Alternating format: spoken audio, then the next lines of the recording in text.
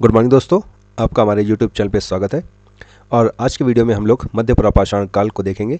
ये हमारी प्राचीन भारत की सीरीज़ का भाग तीसरा है। तो चलिए स्टार्ट करते हैं। इसके पहले के वीडियो में हम लोगों ने आपको बताया कि विद्वान इतिहास को स्टडी के नज़रिए से 3 भागों में यानी प्री हिस्ट्री, प्रोटो हिस्ट्री और हिस्ट्री में डिवाइड करते हैं। और हम लोग अभी प्री हिस्ट्री को देख रहे हैं। प्री हिस्ट्री को हिंदी में प्रागैतिहासिक काल कहते हैं। प्रागैतिहासिक काल के दौरान मानव ने अपनी सहायता के लिए पाषाण उपकरणों को बनाया था, इसीलिए इसको हम लोग स्टोन एज भी कहते हैं। अब स्टोन एज को हम लोगों ने फर्दर 3 भागों में यानी पैलेलिथिक, पुरापाषाण काल, मेसोलिथिक, मध्यपाषाण काल और न्यूलिथिक यानी नवपाषाण काल में विभाजित किया है। ऐसा हमने पाषाण उपकरणों में आई प्रगति या विविधता के आधार पर किया है। फिर इसी प्रकार से हमने पैलेलिथिक यानी पुरापाषाण काल को भी 3 भागों में यानी लोअर पैलेलिथिक एज, निम्न पुरापाषाण काल, मिडिल पैलेलिथिक एज यानी मध्य पुरापाषाण काल और अपर पैलेलिथिक एज यानी उच्च पुरापाषाण काल में विभाजित किया है। इसके पहले के वीडियो में हमने निम्न पुरापाषाण काल को स्टडी किया है और अब हम लोग मध्य पुरापाषाण काल को स्टडी करेंगे। तो चाहिए स्टार्ट करते हैं। तो पहली चीज़ हम लोगों को यहाँ पे ध्यान देनी है कि निम्न पुरापाषाण काल के जो उपकरण हैं यानी पाषाण के बने औजार हैं, उनके बनाने में की जो तकनीक है उसमें हमें विविधता देखने को मिलती है। निम्न पाषाण काल में हम लोग देखते हैं कि मानव प्रतिघात यानी इस तरह पत्थर से पत्थर को चोट करके जो औजारों को बनाने का काम किया जाता था। पर अब हम लोग देख रहे हैं कि जब वह पत्थर से पत्थर पर प्रतिघात करता था तो उसमें जो एक परत निकलती थी उसको हम लोग फ्लैग कहते थे। और निम्न पुरापाषाण काल में वह इस फलक को फेंक देता था यानी वह इसके लिए अनयूज्ड था। बट ये जो कोर वाला पत्थर है इसका वह उपयोग करके पत्थर बनाता, औजार बनाता था। और इसी प्रकार का एक औजार था हस्तकुठार। तो मध्य पुरापाषाण काल में आने के बाद हम लोग ये देखते हैं कि मानव ने अब इन फलकों का उपयोग करके औजार बनाना शुरू कर दिया है। और दूसरी चीज़ हम लोग देखते हैं कि निम्न पुरापाषाण काल की तुलना में ये जो औजार है मध्य पुरापाषाण काल के वह पतले और छोटे हैं। और दूसरा, इन औजारों को बनाने की जो सामग्री यानी रॉ मटेरियल है उसमें भी हम लोग चेंज देखते हैं।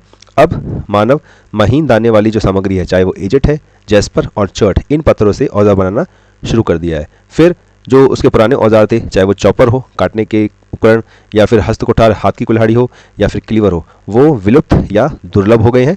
और उनका जो स्थान है अब नए प्रकार के औजारों यानी स्क्रैपर, बोरर और पॉइंटर ने ले लिया है। अब इन औजारों की मुख्य विशेषता क्या है?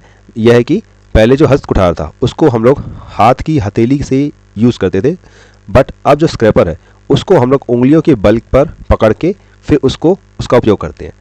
तो ये सब हमारे जो है वो मध्य पुरापाषाण काल के औजार है। ये सब स्क्रैपर के टाइप है। फिर अगर आप नीचे देखेंगे तो ये पॉइंटर है और इधर देखेंगे तो ये बोरर है। अब आपको नोट क्या करना है कि ये सब फलक यानी पत्थर को पत्थर पे हिट करने से जो उसकी परतें निकलती थी उसके बने हुए औजार है। तो जब हम पत्थर से पत्थर को हिट करके उसके जो फलक निकली है उन फलकों के आधार पर उपकरणों को बनाते हैं, तो उस औजार की बनाने की जो तकनीक है उसको हम लोग लेवेलोसियन तकनीक के नाम से भी जानते हैं। अब ये लेवेलोसियन तकनीक के नाम पर क्यों जानते हैं? क्योंकि इस प्रकार के जो औजार हैं सबसे पहले एक फ्रेंच साइट पर मिले थे, इसलिए इसका नाम भी हमने लेवेलोसियन तकनीक रख दिया है। अब इसमें क्या होता है, अगर आपने कछुआ देखा है तो कछुआ कैसा होता है? एक चपटा टाइप का होता है। तो इस तकनीक में भी क्या करते हैं, पत्थर को पहले कछुए के आकार के चपटे फलकों में तोड़ लिया जाता है। जैसे सपोज कीजिए ये एक पत्थर है, अब इस पत्थर में से हम कछुए के आकार के फलक को निकाल लेंगे और फिर उसके हम लोग उस निकालने के बाद जैसे ये हम ऐसे एक चपटा निकल गया, टुकड़ा निकल गया, फिर इसके धारियों पर हम लोग उसको काम करेंगे और काम करने के बाद इसको हम लोग उसका टूल बनाएंगे। तो इस तकनीक में कोर मतलब जो हमारा रॉ मटेरियल है पत्थर है को पहले कछुआ आकार पर एक सपाट सतह प्राप्त करने के लिए तैयार किया गया है। और हड्डी या हाथ की लकड़ी से बने सेप्ट हथौड़े से एक विशिष्ट जोड़ पर प्रहार करने के बाद वांछित आकार के टुकड़े तैयार किए जाते थे। तो इस प्रकार से जो हमें औजार मिलते हैं वो सिमेट्रिकल और थिनर फ्लैक टाइप के मिलते हैं, मतलब एक जैसे औजार देखने को मिलते हैं। और यही मानव की जो अंतर्दृष्टि है और उसकी जो विचार में जो उसकी प्रगति हुई है उसको संकेत करता है। तो इस प्रकार के जो फ्लैक या फलक आधारित उपकरण हैं इंडिया में सबसे पहले एच.डी. सांकलिया ने 1956 में महाराष्ट्र के निवासा से प्राप्त किए थे। और ये सबसे पहले में निवासा में मिले थे, तो इसीलिए एच.डी. सांकलिया ने इसे निवासा संस्कृति का नाम दिया। बट बाद की डेवलपमेंट में या बाद में जो हुई खुदाइयाँ हैं उनके अंदर हमें देखने को मिलता है कि इस प्रकार के औजार और भी मिलते हैं।